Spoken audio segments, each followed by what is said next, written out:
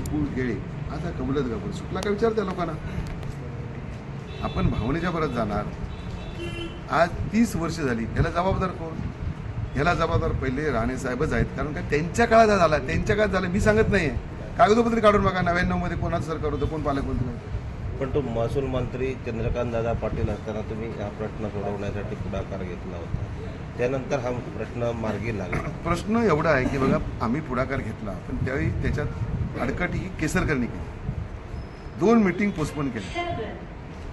त्यावेळी त्यांना आम्ही सांगितलं होतं, तर त्यावेळी जर त्यांनी जर शिस्तीत राहिले असते, मी आमदार आहे, मी पालकमंत्री आहे, मी जो आहे ना त्यांच्यात अंगात संचारलेला, तो जिथं विनाशाला कारणीभूत आहे.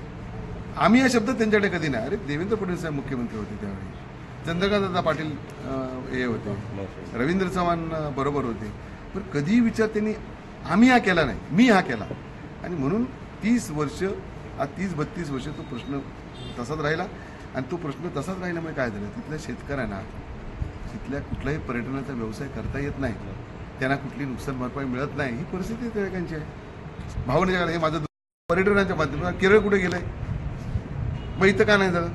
इथं आमच्याकडे काय कमी? आता सांगा, तिलाईचा प्रोजेक्ट हा आम्ही पूर्ण कोकणातला मोठा प्रोजेक्ट आहे, मेजर प्रोजेक्ट आहे. मग तिथं आपण काय उभू शकलो नाही. केसरकडे 2दा घोषणा केली, 5,000 कोटी खर्च करून अमेझॉन पार्क आणणार.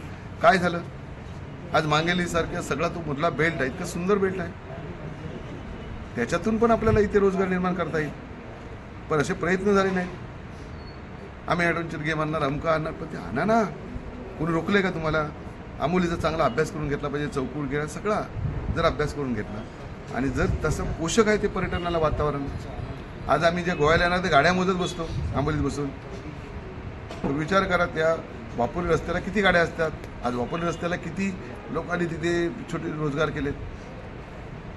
आपण ह्या सगळ्या गोष्टीचा विचार, समजा उद्या मी जे सांगितलं की गडकरी साहेबांनी अशा तिकडे कारंज्या केल्या, तर त्याला तिकीट ठेवावे लागेल. कारण काय आहे की तिकीट समजा ग्रामीण इथल्या लोकांची नाही घेतली तर बाहेरच्या लोकांची, टुरिस्ट येणार त्यांची, त्याचा लाईटचा खर्च मोठा आहे. इथे गाड्या कुठे उभं करायचा प्रश्न असला, इथं काय ते वेगळं करावं लागेल. बाजूला वापरलेला पण धरण आहे. हे सगळं लोकांची चर्चा करून तिथं काय करता येईल का, इथं काय करता येईल का, सगळ्या बाजून हा भाग डेव्हलप करावा लागेल. त्याहीपेक्षा आता जो शहरात माकडाचा त्रास आहे, आपला हा थांबवावा लागेल. केसरकर 5 वर्ष या खात्याचे मंत्री होते, राज्यमंत्री होते, त्यांना दिसला नाही का?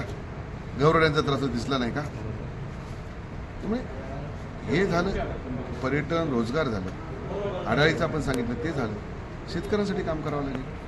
आज काजूबीसाठी पहिल्यांदा शेतकरी रस्त्यावर आले, का नाही आपण त्यांच्यासाठी करू शकतो. आंब्यामध्ये साकाबी काही प्रमाण जास्तच आहे, आंब्याची क्वालिटी दिवसेदिवस खराब होत चालली. या सगळ्यांना एकत्रित करून ह्याच्यावर मार्ग शेतकऱ्यांना द्यावा लागेल.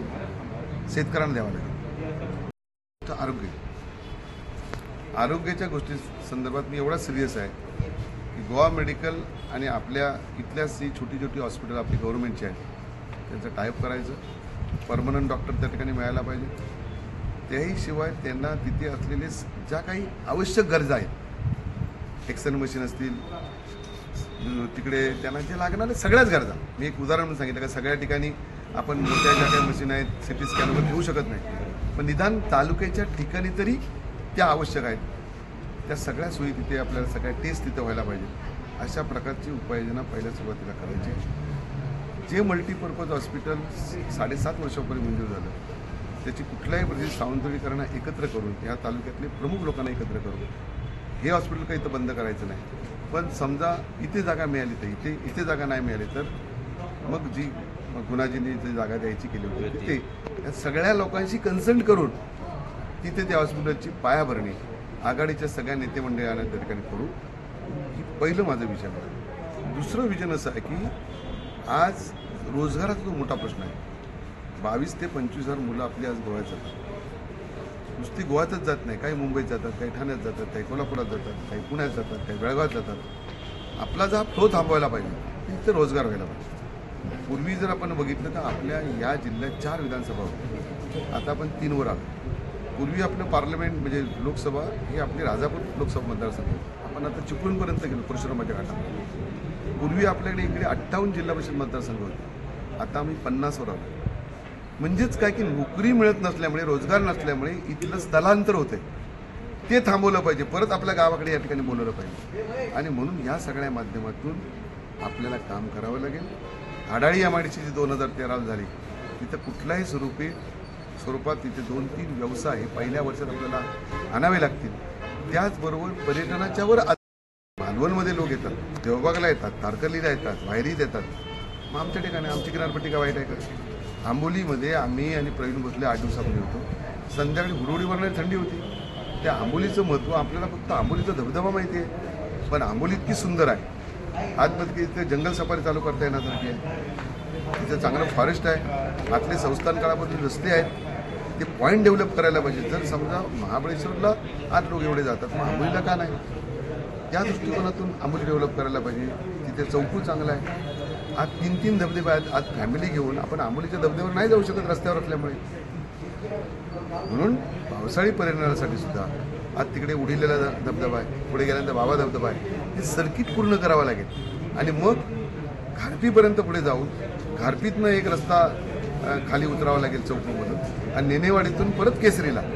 असं जर सर्किट पूर्ण झालं तर तो पूर्ण भाग पर्यटनाखाली त्या ठिकाणी येईल. म्हणजे तुमचं थोडक्यात म्हणणं आहे की आरोग्य, रोजगार ह्या अजूनही समस्या आहेत. मग गेली काही वर्षे या जिल्ह्यात नारायण राणे असो की केसरकर हे काम करतात, त्यांनी ह्या काळात आपल्या कार्यकाळात मतदारसंघ किंवा जिल्ह्याच्या विकासासाठी ठोस असं पाऊल उचललं नाही असं तुमचं मत आहे? केसरकरने काहीच उचललं नाही. केसरकरला आमदारकीत काय असतं ते समजलंच नाही. ते नगरसेवक होते ना, नगराध्यक्षासारखंच वागतात, एका शहराचे हे. त्यामुळे त्यांना बाकीचं काहीच माहीत नाही. शिक्षण क्षेत्रात पूर्णपणे बट्ट्याबोळ केला त्यांनी. त्यामुळे त्यांनी असं भरीव इथं काहीच केलेलं नाही. राणेसाहेबांनी सुरुवातीच्या काळात काम झालं, पण नंतर ते मुख्यमंत्र्याच्या ह्याच्यात त्यांच्या डोक्यात जे होतं ते शेवटपर्यंत झालं नसल्यामुळे त्याच्यातच ते राहिले. त्यामुळे त्या काळात जो काही विकास व्हायला पाहिजे होता, नंतर आता 2.5 वर्ष ते केंद्रात मंत्री होते, त्यावेळी 1-2 अशा युनिट इथे यायला पाहिजे होती. आली का तुम्हीच सांगा. रत्नागिरी यायला पाहिजे होती, सिंधुदुर्ग यायला पाहिजे होती. त्यामुळे मी आता जे सांगतो बा, नगरचं उदाहरण देतो, बारामतीचं उदाहरण देतो, इस्लामपूरचं उदाहरण देतो, इचलकरंजीचं उदाहरण देतो. या ठिकाणी लोकांनी केलंय ना.